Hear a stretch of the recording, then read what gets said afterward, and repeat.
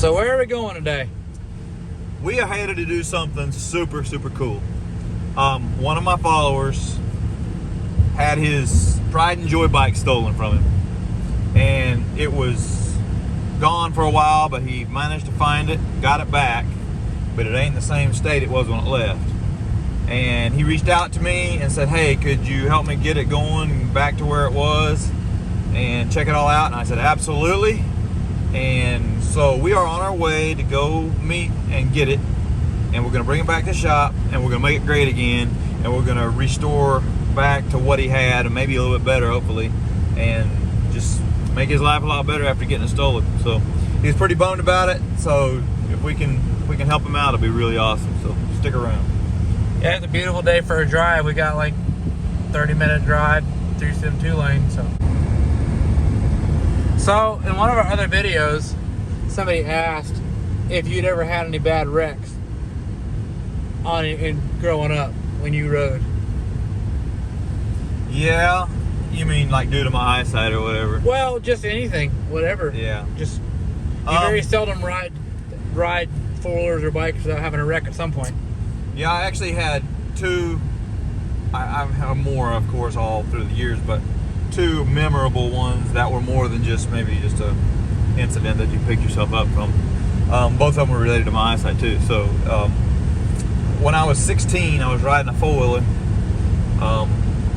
Don't try this at home, by the way. Between the rails of a railroad track, and I was like skipping the ties or whatever and going pretty fast. And I came to where a road went over the tracks, and I didn't see that that was all filled in between the rails, and I hit that and ended on rails, ties, and large gravel. I had a helmet on, and it broke my helmet. It broke the face guard off my helmet, and the visor, and it split the helmet down the middle, and it cut my head pretty good. And I had surgery on my hand right here. This bone was broke, shattered, and whatever, they pinned it all together.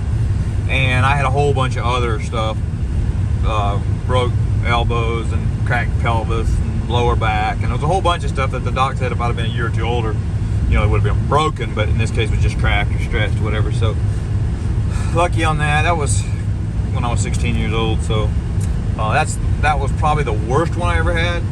A different time, I was riding a 450 dirt bike, and we had a spot where the driveway came down a hill, kind of changed levels, and they had poured a load of gravel out on the driveway to spread it out of a big truck, and I didn't know it was there or forgot or something, and I didn't see it until I hit it, basically. And it was just a fresh pile of gravel out of a big truck, and I was on a 450 doing fifth gear pin stuff.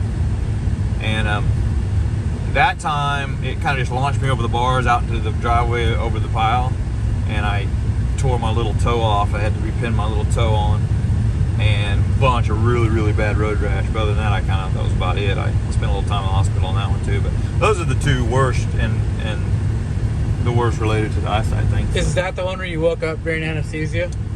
No, it's actually, that was the first one. When they were pinning my hand, I woke up during anesthesia.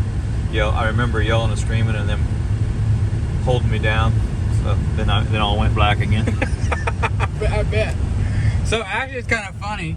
I was actually on the farm when he had the wreck on the 450 on the gravel pile. I was actually like first or second to that wreck. I remember seeing the bike, and you were meeting the guy, right? Yeah, I was supposed to meet a guy I was working on a bike for, and we lived up a little ways from where the shop was, and I was riding between those two places, and that's where the gravel pile was. And I had been at one place, and I was quick trying to go meet the guy. And yeah, so. What year would have that been? Oh my goodness, it would have been about 09 or 10. 09 probably. So I'd have been what, 11, 10? Yeah. I remember very emphatically telling the guy you were supposed to meet, he picked your bike up and he was going to ride it back to the shop. And I remember very emphatically telling him that he was not riding that bike. He was leaving it right there. He didn't anybody else wrecking one. I was a very young, traumatized kid. It was kind of funny. Now it's kind of funny. In your 10-year-old state, you had girded up your courage and your authority. I thought I was a boss man on the scene on this one. What actually happened to your finger there? So we built a go-kart we had a 200S three-wheeler that we cut off right in front of the motor, and we had the back half of it welded to the front half of a regular one-seater go-kart. And we were test running that thing down the driveway, and we didn't have any brakes. We had no kill switch, and all recipe for disaster. And I was going down the driveway, and it was kind of bumpy and whatever. I was going wide open in 5th gear. It'd go about 51 or 2 miles an hour, and the throttle stuck wide open, and I didn't have no brakes, and I didn't have no kill switch, so I was really nothing I could do with it. And I was going flat out toward the road, and I reached back. I was gonna reach back over the back of the seat and get the choke on the carburetor to choke it so it would start stumbling down or whatever. And I hit a bump, and I run my finger between the chain and the sprocket. And at the time, I thought I just bumped my finger on the ground or something, because it just kind of buzzed, And I whipped it off out in the tall weeds, and it spun around and killed it. And then I realized that I was leaking. I was leaking man fluid at a high rate. And I looked down, and it looked like I had just cut it, it basically cut the right below the nail bed, but it looked like in my shock state that I had just cut it like really bad off. Anyway, so that was a trip to the emergency room too. So I don't know if you guys have caught on, but this is my uncle. And so he grew up with my dad, and my dad tells a story of putting a 2x4 on our motor at one point. Were you around for that? Yeah, absolutely. We took a 2x4 and we built and he built and it was hilarious. I wish I can see it in my mind. I wish we had a picture of it, but it was straight out of the scrap pile. There was no original go-kart involved with this one. It was just square straight out of that scrap pile.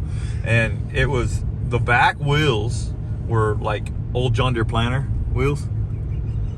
And so there's a really funny story about the whole thing, because actually the motor that was donated to it was my dad's good 3.5-inch trash pump. It started life as, and he couldn't get I remember this, he couldn't get the pump off the motor, couldn't unbolt it. So he just left the impeller on? No. Oh no, we wish. He took a sledgehammer to it. Oh no! And busted the whole housing off of the pump, and broke the impeller off, and busted it all off till he had the raw motor there. Let me tell you, he got a serious whipping, serious. But anyway, that's what ended up being the motor, and he set it on there with a shaft just sticking out the back, and he was going to air power it. Okay. But it needed a prop, right? So what do? You just drill a hole in the middle of a 2x4. And you bolt that all on there good and tight with I don't know how he got, I don't remember, he had a keyway situation where it was locked on. Where it wouldn't spin in the... And then he took I remember, we had an old Homelite chainsaw. And he took the old Homelite chainsaw and he started cutting that prop into that square. It was he was putting the pitch on it. Yeah. It was just a square 2x4, and he took the chainsaw and he cut an angle pitch this way and an angle pitch that way. That joker was death on wheels, buddy, because all the little splinters on that thing, and then that thing, you fire that thing up, and it was unguarded, whatever, and we got it to just move it, barely move it with nobody on it, but that's all we ever got it to do. How big of a piece was it? It was probably, I'd say the prop was 2.5, 3 feet long, maybe something. So it was seriously moving though. It tried not to. We had it just long enough where we wouldn't hit the ground. We had to raise the motor up. So it was probably like 1.5 or foot on either side. So probably a 2-foot prop or whatever. No, it would have so cut your arm off. I mean, what? That motor revved at 3,500 RPMs or something. Yeah. And it was a little bit out of balance, and there was splinters on it. And yeah, it's death trap. I remember it had some round bars and some green sheet metal, and then planter wheels in the back. And I think the front, if I air not, it was like a trike. We might have had an old bicycle front end on it or something, and then handlebars from a bike, and the front head tube from a bicycle, and just a single wheel in the front. Oh my goodness. See, your dad, when he did that, would have been when he did that, he'd have been 11, 12 years old. So all the welding, cutting, everything he did all himself, and he couldn't have been more than, like I said, 11, 12 years old. But that's what you get when you have a machine shed and a farm and no supervision. But he got a tanning for busting that pump housing off of that motor. I do remember that, because I remember hiding somewhere because I thought I was next.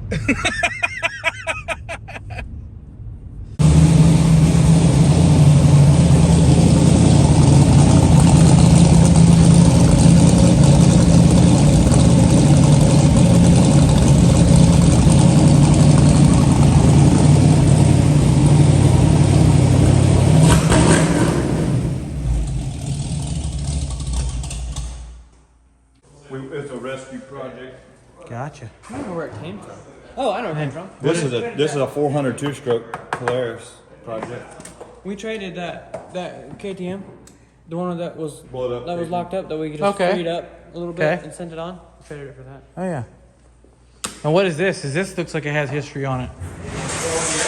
Sport Tracks. Yeah, that's 400X. That's like old iconic 400X that everybody, whatever. That's Josh's baby. Josh is big into classic.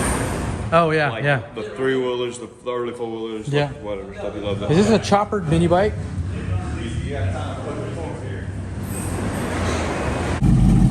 Oh, here's our dude.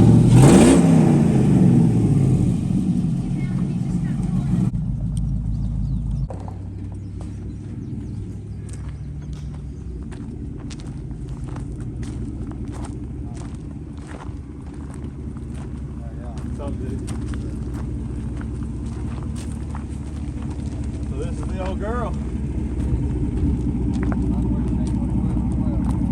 About it. If the motor's not too awful, it's in the shape it was when it left, Right. then I want to put a lot of money into Yeah. making it. Make it look good. Yeah. Okay. Well, that's what we'll do. The We'll motor's just, going to cost a lot of money, Yeah. and we'll go.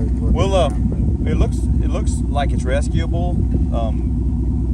Cosmetic wise, we can make it look really good yet. And so I have all kinds of ideas I'd love to do on it.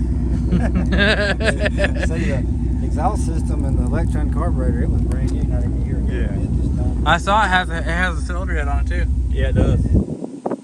So, like, I'll just give you, before we spend any money, I'll give you the options Alright. of what we can do for you for this amount of money. Alright. And you can say, yeah, I'm all about that. You can say, nah, you know what, I don't, or whatever. And it's all up to you. It got stolen January 18th, and I just got it yesterday. Jeez. Or I just got it back. I got it back before yesterday, but I was just able to go. Actually, put Yeah, your hands on mess it. with it. So it was in a lot better shape. back Well, I then. believe I've seen the pictures of it. Crazy. I'm just going to leave it up here for now, Zach. Okay.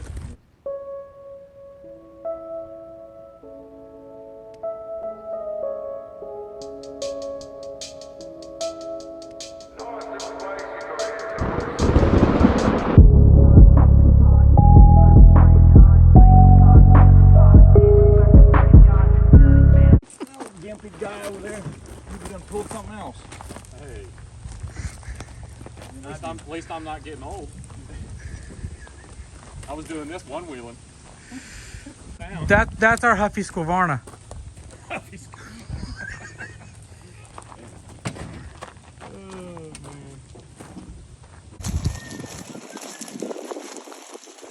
Alright, she's coming in to rest where she's going to be taken care of finally.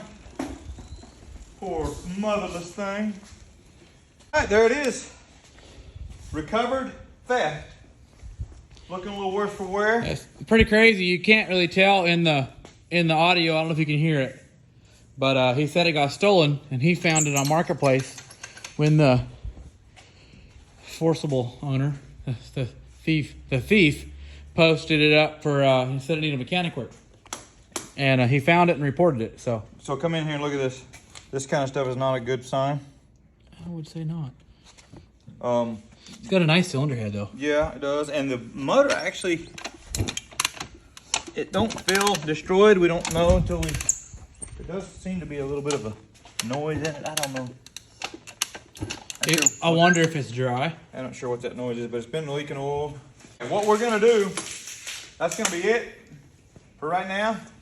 Keep watching to see what what we turn this thing into. We're gonna try to recover it, make it as good as it can be. It's not gonna be a whole like crazy build, but we're gonna just kind of try to get the guy's bike back where it was to start with and get him feeling good about it again. And yeah, check it out, watch it. It'll be cool. Stay tuned for part 2.